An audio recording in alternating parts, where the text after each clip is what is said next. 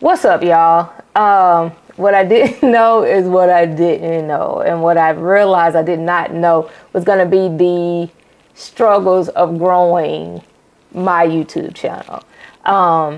Honestly, when I first started my YouTube channel back in January of 24, I thought the journey was going to be easy. I thought it was going to be like quick success, not in a sense of me gaining like 1 million followers, me being monetized in less than 30 days, which all of that would have been great.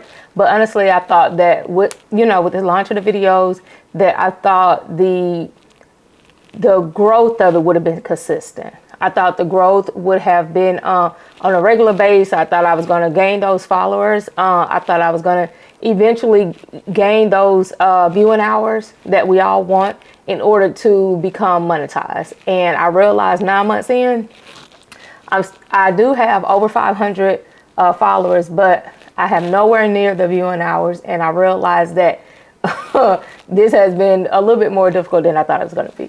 So if you find your channel stuck in a rut like I have, this video is for you. I'm going to actually share my honest journey. I'm going to share the ups and downs, and everything that I've learned along the way. So back in January of 24, I launched Closeted Kicks Convos Vibes Unleashed, which mainly has been a podcast channel. I've been toying with the idea of adding like the I think they call them like talking head videos. So that's where I'm at. So all the videos pretty much on my channel are podcasts. And so, but the success has not happened all along the way. I think I'm like 64-ish videos in.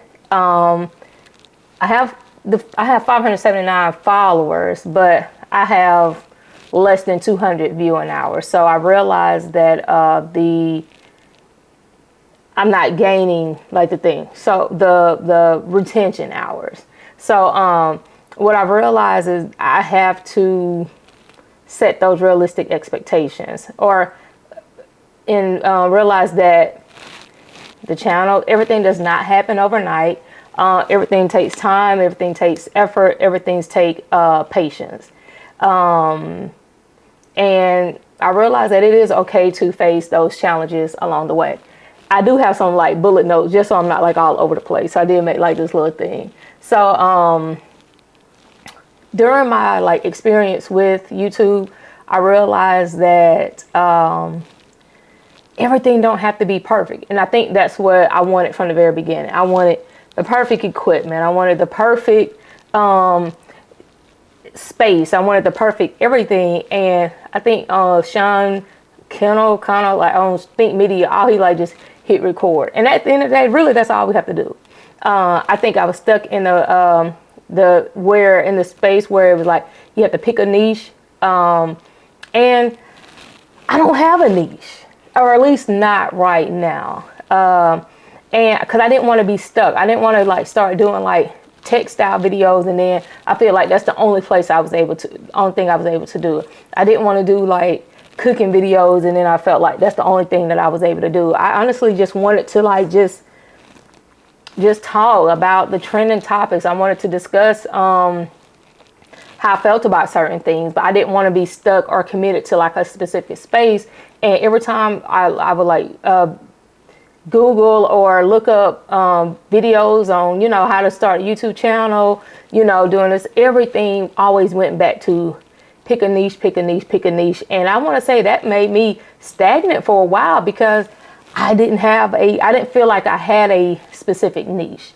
But even though now they're talking about videos like channels for people over 40, I'm over 40. So maybe that's my niche. Maybe just my videos for people over 40. So maybe I could just stick with that. But I do think it's important to stay consistent. And I have struggled with that at times. Especially like with the podcast part, like finding people to interview, or even trying to figure out what the people on like the audience, the viewers wanted to see. What did they want to hear about? But I did realize that they like things that they can relate to. So I did see success in those areas. I was getting like people like was looking, but those viewers wasn't turn it over to subscribers. And so I'm like, well, dang, they watched it. I may get a thumbs up every now and then, but they were not turning over to subscribers. And I'm like, well, what can I do to gain that? Because I would like to grow. So I set goals. In 3 months, I want to have this. And in 3 months, I want to have this. In 6 months, I want to have that. But I was watching a video the other day, and it talked about you have to create a system, not just set the goals, because you have to have that system in place in order to get you there. So I think it says something about having the creating daily habits. A system is a collection of like daily habits that allow you to, I guess, continue to grow or something like that. That's definitely not verbatim. But anyway, I feel like that's what I need to do. I need to create a system in order to help me reach those goals. But not only that, it will allow me that, like, this system that works for me will allow me to even exceed those goals and to do other things. So maybe that's where, like, you know, I'm at as far as like, you know, trying to create a system that will allow me to get there.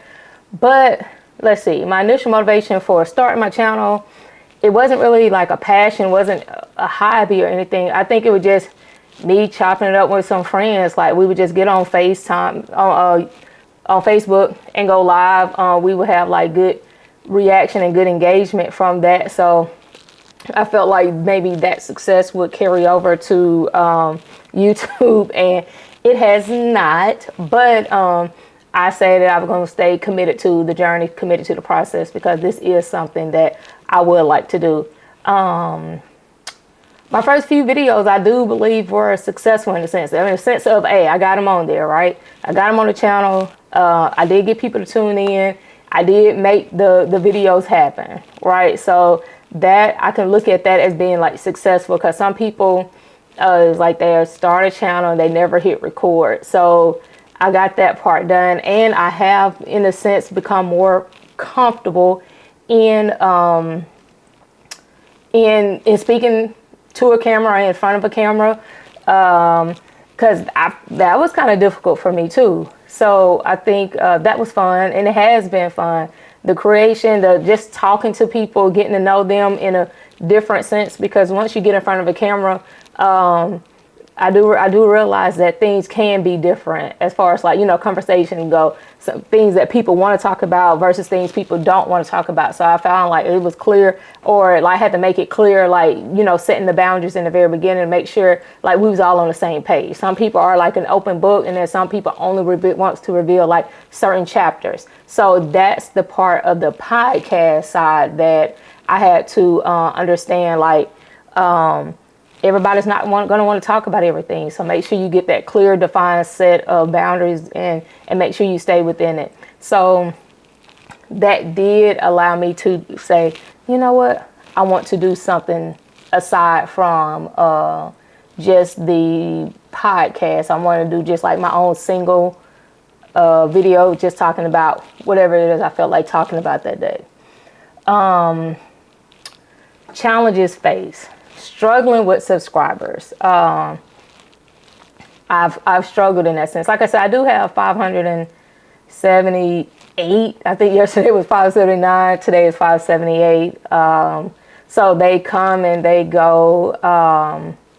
But it's hard because a lot of people are like, well, what is it that your audience want? What is it that your audience want? I don't get a lot of comments. So it's hard for me to say what my audience want, because they're not commenting or asking, like, you know, specific things. Because a lot of people are like, well, you can just, you know, answer those audience questions, but I'm not getting that type of feedback. So it's hard for me to do videos based off of that when I'm not getting the feedback and the interaction from the audience that I think would be cool. The low viewing hours have been a struggle for me. People will watch but the retention rate throughout the entire video is not there. And people will, you know, they'll like it, but they're not watching it. So maybe they just feel like they're doing me a favor by clicking the like button or the thumbs up or whatever. But it's been a difficult with the retention. And so I'm curious to know what are y'all doing to get the retention rate, or what are you doing to gain the followers? Like, I'm here, like we're all in this thing together. So that's what I'm dealing with. It talks about like burnout and discouragement. Honestly, I have not gotten discouraged. I'm still excited about the process and the possibilities in this journey, even though it has not come as quickly as I would have wanted it to be. It has not been a bad journey. It has been a learning process and a learning curve, and I love learning, so I love that part of it. I realize what's working and some things that's not working. But as far as like just wanting to just like, man, throw in a towel, no, I have not done that. And I don't want to do that because, like I said, again, I am enjoying the process of this. Again, my current standing, where am I at now? I am at 578 subscribers with approximately 192 public watch hours. So I definitely want to grow that. I would like to maybe over the next 60 days be able to get that 1,000 followers. But also, I think right now, I want to start gaining the watch hours. I want to start creating those videos that viewers do like, which allow them to convert over to subscribers. Because just because you have the subscribers does not necessarily convert over to the viewing hours, because they're not watching. Most of them maybe, well, I don't have 579 family members, but a lot of them are family members where they just subscribe to support, but they're not really watching. So that's not really like, it's not going well together. So that's what I'm focused on now.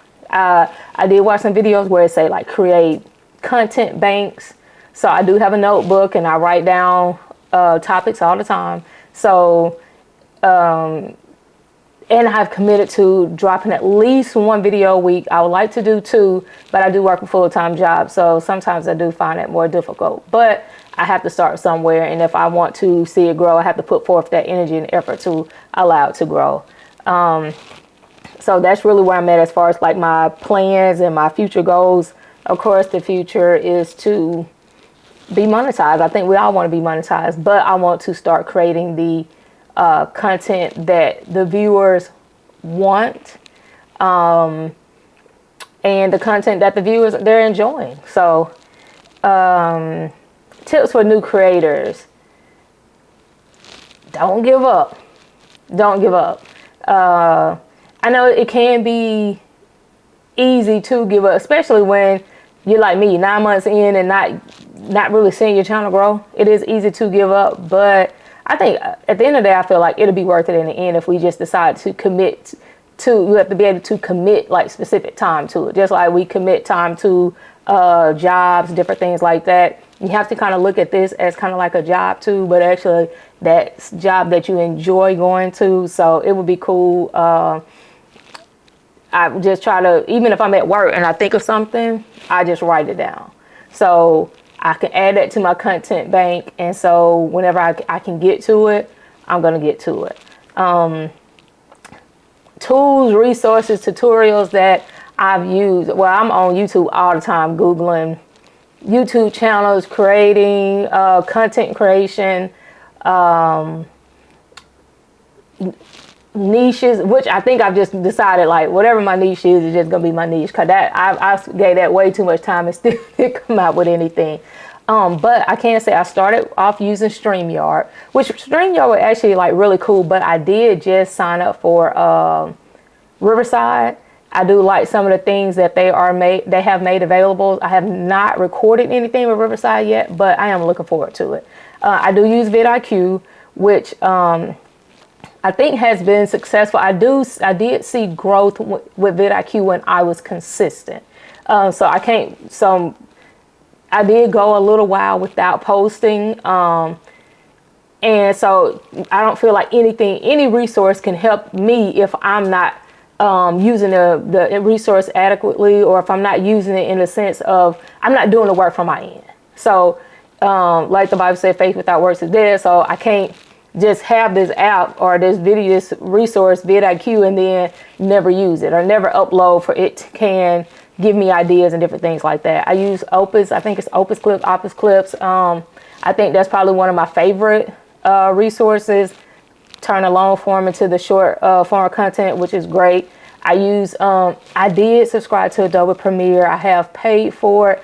I'm just not great with it. And so I kind of just started using CapCut, but because I have paid for Adobe Premiere, I would like to not necessarily master it, but become very comfortable with using it. So if y'all have any like maybe favorite videos out there that tutorials that can give me the basics of using Adobe Premiere, where I will kind of like incorporate into like my daily thing, hey, drop it in the comments below, because I would love anything that will help me grow or help us grow. That's what we're doing. So thank y'all I want to thank you for all my current subscribers, for those who've been viewing and supporting me since day one. I hope this video has helped anybody who finds themselves struggling with growing their channel. Let's not give up, because they say it's room for all of us out there. So I guess we just have to stay committed, stay consistent, I think is key. Find a schedule that works for us. And we have to like just prioritize creating the content, prioritize hitting record, prioritize scheduling and posting, and then just starting all over again. Whenever you think of something, just write it down. That's what I just started doing. I have not put those practices into work yet, in the sense of recording. Like, this is my first solo video I have recorded, so I guess that's a step in the right direction.